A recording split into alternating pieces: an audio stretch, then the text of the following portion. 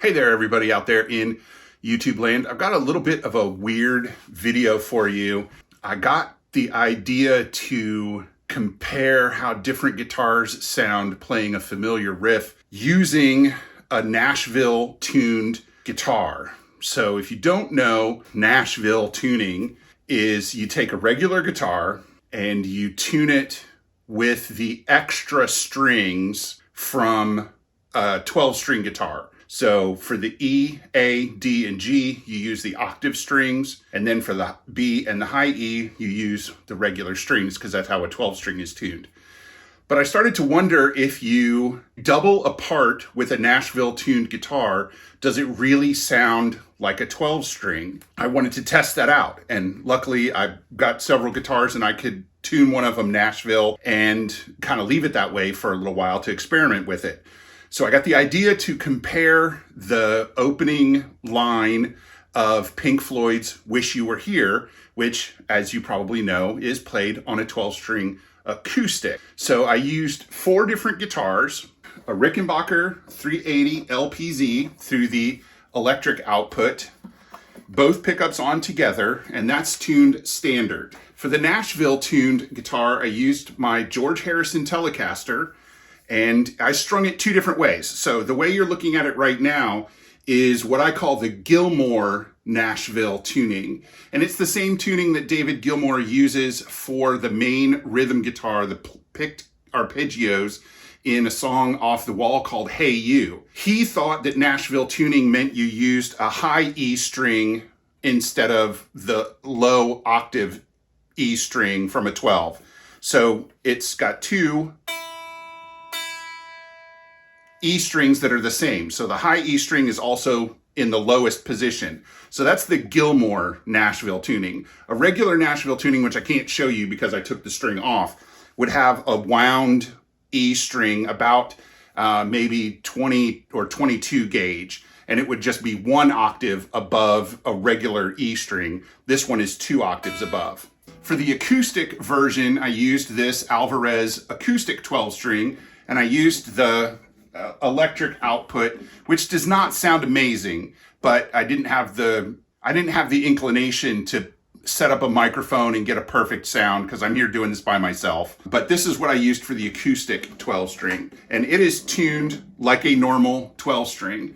So, or a normal acoustic 12 string. You notice that as you strum it, you're going to get to the octave string first, and then the normal string. And then for the electric 12 string, I used a Rickenbacker 330 12.